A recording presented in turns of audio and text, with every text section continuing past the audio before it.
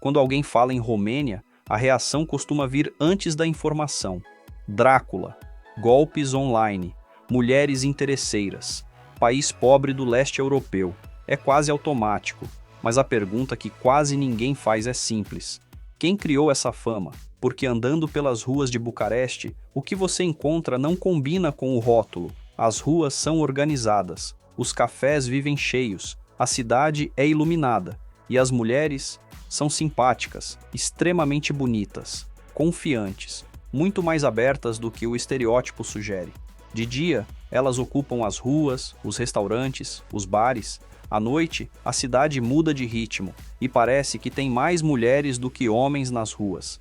Então surge o contraste. Se a Romênia é vista como o país da pior fama da Europa, por que quase ninguém fala do crescimento econômico? Por que o rótulo ficou maior que a realidade? E por que tanta gente que visita sai com uma impressão completamente diferente da que tinha antes? Talvez o problema nunca tenha sido o país. Talvez o problema seja a narrativa. Hoje, a gente vai mostrar a Romênia sem filtro, as mulheres, as ruas, a noite, os números, e tentar entender se estamos diante de um país problemático ou apenas de um país rotulado. Esse conteúdo é polêmico e muitas vezes tem o alcance limitado, então antes de continuar, já deixa o seu like e comentário para ajudar esse vídeo a chegar mais longe. Depois da fama, vem a rua, e a rua conta outra história.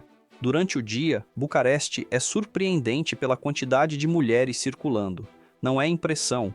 Você anda por avenidas largas, atravessa praças, passa por cafés abertos e a presença feminina é dominante. Em muitos momentos, visualmente, parecem ser maioria.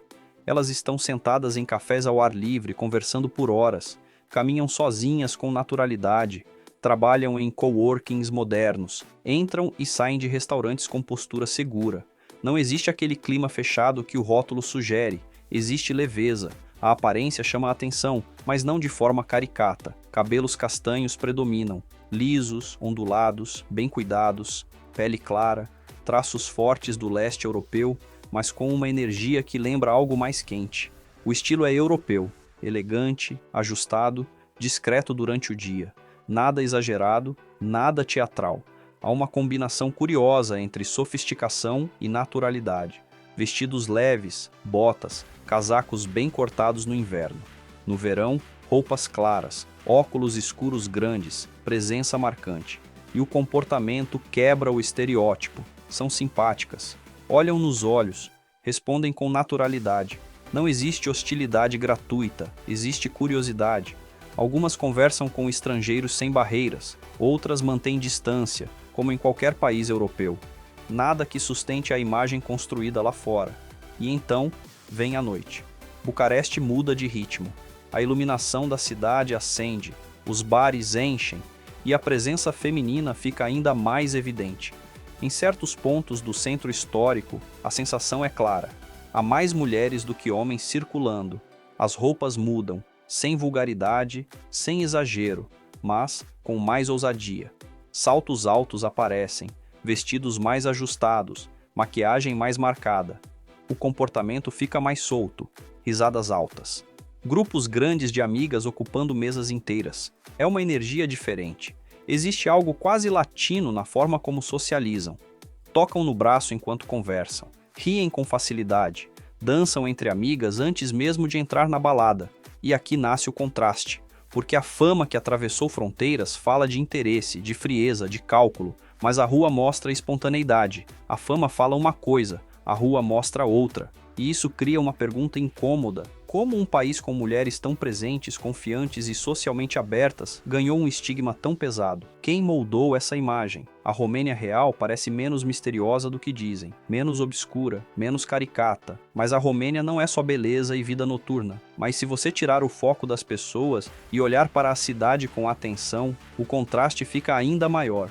Bucareste não parece a capital de um país com má fama. Ela parece uma capital europeia que cresceu rápido e continua crescendo. As avenidas são largas, o trânsito é intenso, mas organizado. Os prédios misturam fachadas antigas com estruturas modernas de vidro. De um lado, construções históricas com detalhes clássicos.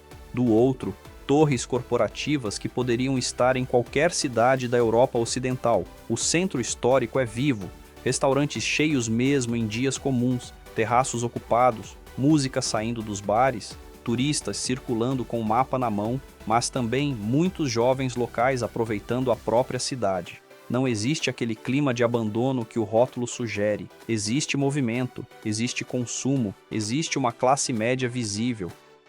Durante a noite, a iluminação surpreende, ruas bem claras, praças iluminadas, policiamento discreto, mas presente. A sensação predominante não é de insegurança, é de normalidade. E isso causa um desconforto curioso em quem chega carregando uma imagem pronta, porque o que se vê não encaixa. O leste europeu costuma ser associado a algo mais cinza, mais duro, mais fechado, mas Bucareste não é cinza, ela tem energia. Tem vida noturna ativa, tem cafés modernos com design minimalista, tem coworkings cheios de jovens trabalhando com notebook aberto, tem bairros residenciais organizados com prédios reformados e carros novos estacionados. Não é uma cidade perfeita, mas está longe de ser o cenário decadente que muitos imaginam. E aqui nasce a tensão central. Se a cidade é limpa, se os restaurantes estão lotados, se há turismo constante, se as mulheres circulam com liberdade, porque a fama ainda é outra, porque o rótulo continua mais forte que a imagem real, talvez porque narrativas demoram mais para mudar do que cidades, talvez porque o leste europeu ainda carregue uma herança simbólica que o crescimento urbano não consegue apagar de imediato. Mas a cidade que você vê hoje não parece presa ao passado, ela parece em movimento, e quando você começa a observar os números por trás dessa transformação, o contraste fica ainda mais interessante. A percepção visual já desmonta parte do rótulo, mas quando entram os números, a narrativa começa a perder ainda mais força. Hoje, o salário médio mensal na Romênia gira em torno de 4.500 a 5.000 lei líquidos, o que equivale a aproximadamente a 900 a 1.000 euros por mês, dependendo do setor. O salário mínimo nacional está na faixa de 3.300 lei brutos, algo próximo de 660 a 700 euros brutos. Não é salário de Alemanha, não é salário de França, mas também está longe da imagem de país quebrado, que muitos ainda repetem. Agora vamos para o que realmente interessa: custo de vida.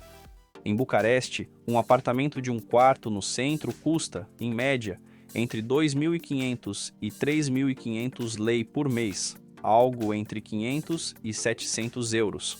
Fora do centro, esse valor cai para algo entre 1.800 e 2.500 lei, aproximadamente 360 a 500 euros. Uma refeição simples em restaurante local gira em torno de 35 a 50 lei, cerca de 7 a 10 euros. Um café custa entre 10 e 15 lei.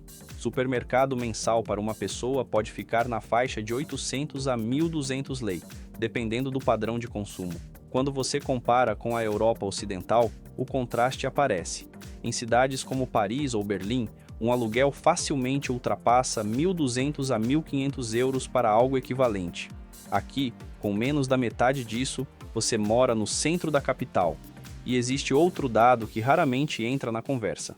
A Romênia é um dos países com maior crescimento econômico do leste europeu nos últimos anos. Após a entrada na União Europeia, o país passou por uma modernização acelerada, infraestrutura, investimentos estrangeiros, expansão urbana. Se existe algo que moldou a imagem da Romênia fora do país, foi o passado. E ele começa com um nome que todo mundo conhece, mesmo sem nunca ter pisado aqui: Drácula. A figura literária criada por Bram Stoker colocou a Transilvânia no imaginário mundial como um território sombrio, misterioso, quase assustador.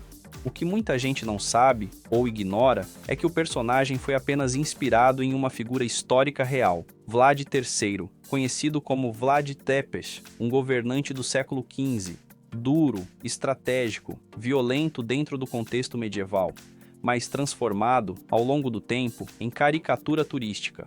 Hoje, castelos associados a essa narrativa recebem visitantes do mundo inteiro.